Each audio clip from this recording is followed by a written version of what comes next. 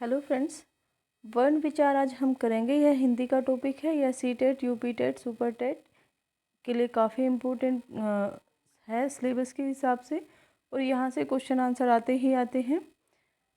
Start करते हैं। वर्ण क्या होता है? जिस प्रकार हम कोई मकान बनाने के लिए छोटी छोटी ईंटों का प्रयोग करके एक दीवार को खड़ा करते हैं, फिर दूसरी दीवार बनाते हैं, इसी प्रकार वर्ण क्या है? ध्वनि के छोटे छोटे टुकड़े हैं जिनके खंड नहीं किए जा सकते, उन्हें वर्ण कहते हैं। जैसे ए, इ, क, ख, च।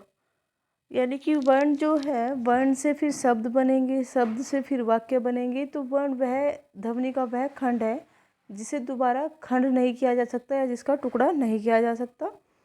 उसके बाद दूसरा क्वेश्चन बनता है, वर्ण के कितने भेद हैं? वर्ण के दो भेद हैं, स्वर और व्यंजन। वर्णमाला में वर्ण के दो प्रकार के भेद दिए गए हैं, स्वर और व्यंजन। वर्णमाला किसे कहते हैं? वर्णों के क्रमबद्ध समूह को ही वर्णमाला कहते हैं। जब हम किसी क्रमबद्ध समूह को पढ़ते हैं, और ख़ास तौर से जब हम वर्णों के क्रमबद्ध समूह को पढ़ते हैं, तो उसे हम वर्णमाला कहते हैं। वर्णमाला में अगर हम स्वर की बात करें तो हमारे पास 11 स्वर होते हैं। ए, आ, ई, उ, री, ए, ऐ, ओ, औ। ये 11 स्वर हमारे पास हैं वर्णमाला के अंदर। 2 आयोग वहाँ हैं, अंग, अह। उसके बाद हमारे पास 25 स्पर्श व्यंजन हैं।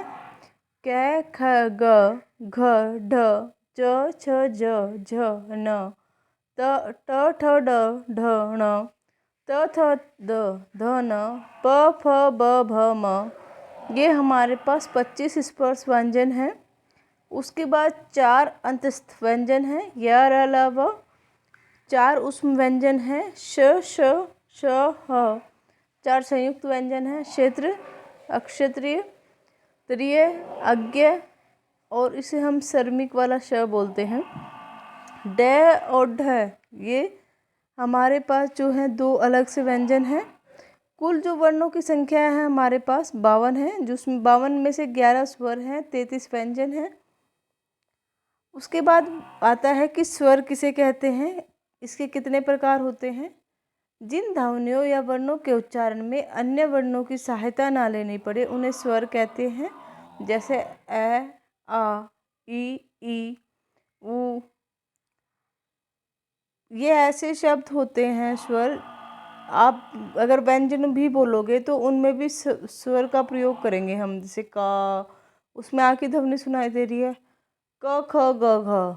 अगर ये बोलते हैं तो आ नहीं सुनता। वैसे हम अगर बोलते हैं का, तो जिनमें स्वर वे होते हैं जो स्वतंत्र रूप से जिन्हें का हम उच्चारण कर सकते हैं, जिसमें किसी अन्य की सहायता नहीं लेनी पड़ती है। हिंदी वर्णमाला में 11 स्वर हैं। स्वरों के 3 भेद हैं, हास्य, दीर्घ और प्लुत। हास्य स्वर वे होते हैं जिनके उच्चारण में कम से कम समय लगता है। जैसे आ, ई, री, उ।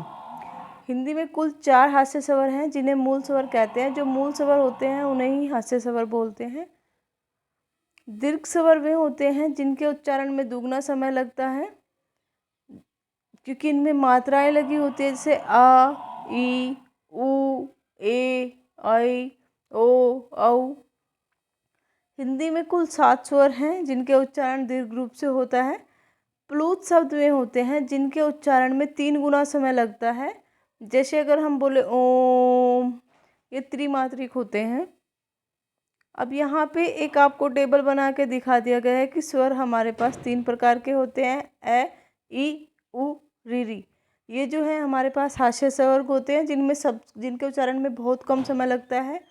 आ, ई, उ, ए, ऐ, ओ, औ। ये हमारे पास दीर्घ स्वर होते हैं, और जो हम ऐसे डैश करके यूज़ करते हैं ऐसे हम प्लुत स्वर कहते हैं। कुल संख्या जो होती है वो 11 होती है। आयोग वहा किसे कहते हैं? हिंदी वर्णमाला में 2 आयोग वहा होते हैं, अंग और अह। आयोग वाक्य की संख्या किसे दी जाती है? अंग और अह। इन्हें स्वरों के साथ रखा गया है, किंतु स्वतंत्र गति न होने के कारण इन्हें स्वर नहीं माना जाता। ये मतलब स्वतंत्र नहीं है। स्वरों की मात्राएं क्या हैं? स्वर जब व्यंजन के साथ मिलते हैं तो उनका रूप बदल जाता है। इसे बदले हुए रूप को ही हम मात्रा कहते हैं। जैसे का, अ, क, ख, अ, ख। अगर हम का लिखेंगे तो उसके नीचे हम जो हलंत लगाते हैं वो बिना मात्रा वाला है। जैसे क, ख, ग हम लिख के देखते हैं तो वो आ के साथ वाले होते हैं। स्वरों की मात्रा दी गई है, आ के लिए एक लट्ठा लगाते हैं, ई के लिए मात्रा होती है, ये तो आपको सभी पता है। अब आता है अनुस्वर और अनुनासिक में क्या अंतर होता है। अनुस्वर जो होते हैं उनका उच्चारण केवल नाक के द्वारा होता है, यानी कि नासिका के द्वारा होता है। जैसे हिंदी में अंग, और प्रत्येक वर्ग का पहला और पांचवा अक्षर, जैसे क, च, ट, त, प, न, न, म। चंचल, अंक, रंग, पंख, गंगा आदि इसके उदाहरण हैं। अनुनासिक वे होते हैं जिनका उच्चारण नासिका और मुंह, यानी कि नाक और मुंह दोनों के द्वारा होते हैं, उन्हें हम अनुनासिक कहते हैं। व्यंजन किसे कहते हैं? ये कितने प्रकार के होते हैं?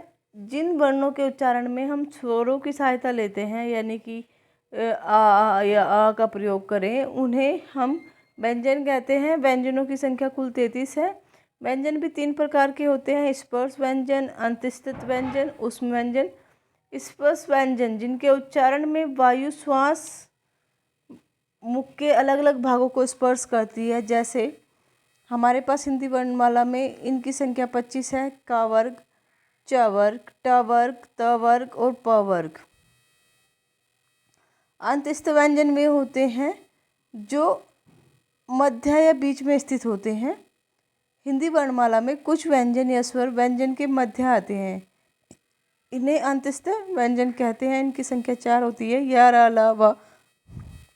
ऊष्म व्यंजन वे होते हैं, ऊष्म का मतलब होता है गर्मी, यानी कि जब उनका हम उच्चारण करते हैं तो हमारे मुख से वायु की रगड़ से गर्म हो जाता है। जैसे श, श, श, ह। संयुक्त व्यंजन वे होते हैं दो व्यंजनों को मिला के बने होते हैं। जैसे श, क और श अक्षय, त, र त्रिय, ज अंग अज्ञ, श श्रम। प्राण श्वास की मात्रा के आधार पर व्यंजन के कितने भेद बताए गए हैं? प्राण श्वास की मात्रा के आधार पर व्यंजन के 2 भेद बताए गए हैं। एक होते हैं अल्प प्राण व्यंजन, एक होते हैं महाप्राण व्यंजन। अल्प प्राण व्यंजन के उच्चारण में जो श्वास वायु कम मात्रा में बाहर निकलती है। जैसे हर वर्ग का पहला, तीसरा और पांचवा वर्ण। जैसे का वर्ग की बात करें, क, ख, क, ग, ड। च वर्ग में च, ज अंग। ट वर्ग में ट, ड, ण। त, द, न। प, ब, म और अंतस्थ व्यंजन या, रा, ला, व। महाप्राण व्यंजन वे होते हैं जिनके उच्चारण में श्वास वायु अधिक मात्रा में निकलती है। ये होता है दूसरा और चौथा, इसे हम 24 से याद रख सकते हैं। महाप्राण को और प्राण को हम 135 से याद रख सकते हैं। इसमें उस व्यंजन भी आ जाते हैं: स, श, श, ह। ये आप देख सकते हो, ये वर्गीकरण दिया हुआ है, अच्छे से समझ आ जाएगा। तो यहाँ तक आशा करते हैं आपको समझ आया होगा, और ये आपके एग्ज़ाम पर्पज से काफ़ी इम्पोर्टेंट भी है। इसे कर लीजिएगा दोस्तों, छोड़िएगा मत, क्योंकि यहाँ से क्वेश्चन आते ही आते हैं। Thank you.